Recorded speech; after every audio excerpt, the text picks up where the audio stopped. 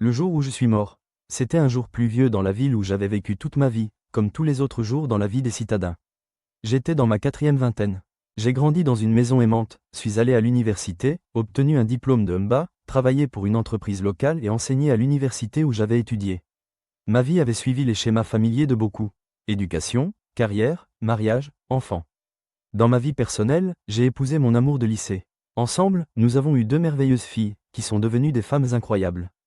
Elles sont allées à l'université, se sont mariées et ont eu des enfants à leur tour, de petites boules de joie qui nous ont apporté plus de bonheur que je ne pourrais jamais décrire.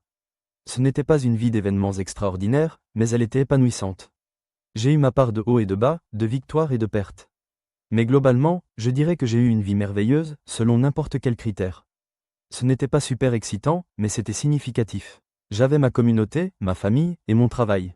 Ces choses me gardaient ancré, me motivaient à continuer. Puis, un jour, tout a changé. J'ai commencé à me sentir vraiment étourdi et malade. On m'avait diagnostiqué une maladie cardiaque il y a des années, et elle s'était lentement aggravée au fil du temps. J'avais pris tous les médicaments possibles, essayé différentes procédures, mais rien ne semblait fonctionner. J'avais subi une petite intervention cardiaque qui ne m'avait apporté aucun soulagement. Ma poitrine me faisait mal, et j'avais du mal à respirer. Mais je continuais à avancer, pensant toujours que je pourrais surmonter cela. Ce jour-là, cependant, c'était différent. Alors que je marchais vers la cuisine, pour faire quelque chose d'aussi simple que d'aider à faire la vaisselle, bam, je suis tombé au sol. Mon cœur s'est arrêté. La lumière qui a suivi était si intense, éblouissante d'une manière que je n'aurais jamais imaginée. Le sol sous moi semblait même ne plus exister, doux, presque comme s'il s'était évaporé dans le néant. J'ai ressenti une sensation étrange, comme une explosion de ballon, mais je ne me sentais pas comme la peau du ballon, mais plutôt comme l'air à l'intérieur, se dilatant, libéré de toute contrainte. Cela ressemblait à une libération. Il y avait quelque chose de terrifiant aussi. Je me sentais déconnecté. C'est difficile à expliquer, mais imaginez marcher sur un chemin de gravier en portant des chaussures serrées.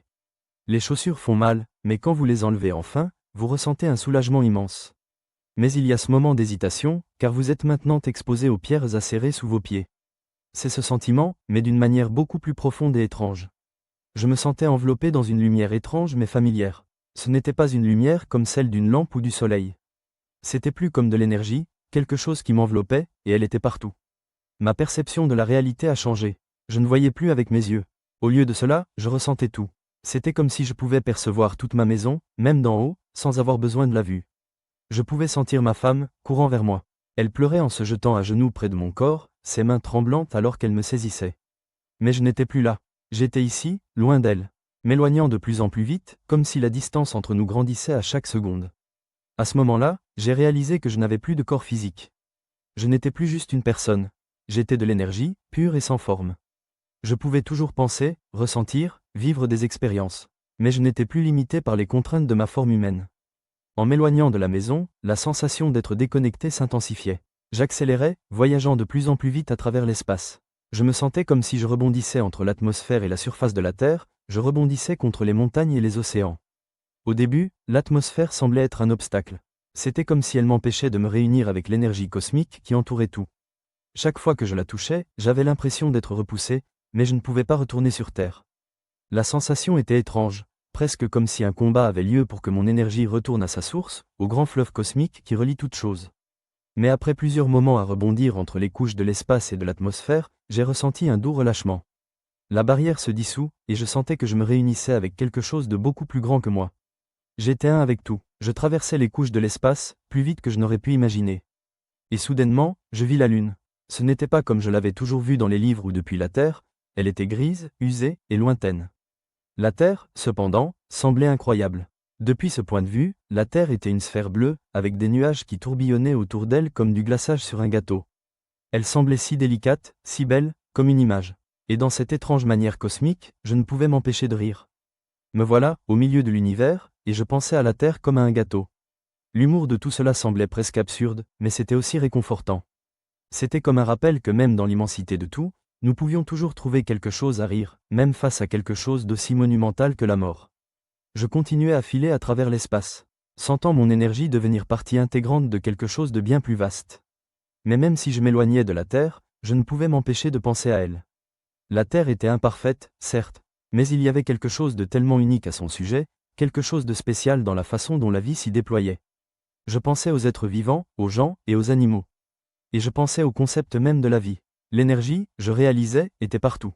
Ce n'était pas seulement dans les êtres vivants. Tout était vivant à sa manière. Les roches, les arbres, l'air même, je pouvais le ressentir. Tout était composé d'atomes, de particules vibrantes. Même les étoiles, les planètes, la poussière cosmique, étaient vivantes d'une certaine manière. Mais voici la chose, ce n'est pas la vie telle que nous la connaissons. C'est une sorte d'existence qui ne nécessite ni cœur battant ni système nerveux pour être considérée vivante. Mais cette réalisation me fit aussi penser aux choses que nous faisons aux autres êtres vivants. Lorsque vous considérez combien la vie est précieuse, à quel point tout est interconnecté, il devient difficile de justifier les souffrances que nous infligeons. Je pensais à la façon dont, dans ma prochaine vie, je pourrais revenir sous une forme petite, apparemment insignifiante, peut-être un insecte, et me retrouver écrasé par un autre être vivant. Cette pensée me rendait mal à l'aise. Nous tuons et détruisons sans vraiment comprendre l'interconnexion de toutes choses. Parfois, nous blessons les autres simplement parce qu'ils nous dérangent, sans comprendre que nous faisons tout partie de la même danse de la vie. L'idée de revenir sous la forme d'un insecte apporta une nouvelle couche de réflexion. En tant qu'énergie, je pouvais prendre plusieurs formes, comme une roche ou un métal où je devrais attendre des décennies ou des siècles que le processus de décomposition me libère à nouveau, ou peut-être comme un insecte sur une autre planète. Mais revenir sous n'importe quelle autre forme de vie venait aussi avec le risque d'être piégé dans une vie où je pourrais être écrasé, détruit ou consommé sans qu'on y prête attention. Cela souleva la question de notre traitement de tous les êtres vivants, de l'éthique de l'existence. Combien de fois détruisons-nous ce que nous ne comprenons pas, ce que nous ne voyons pas comme important ? La leçon était claire, la vie, sous toutes ses formes, mérite du respect. Je continuais à dériver, avançant toujours plus vite, sentant une connexion croissante avec tout à mesure que je m'éloignais de la Terre. Pourtant, je ne pouvais m'empêcher de penser à revenir, de revivre l'expérience de la vie.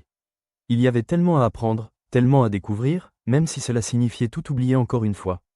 Je me demandais si je reviendrais sur Terre en tant qu'humain, ou si je finirais sous une autre forme de vie.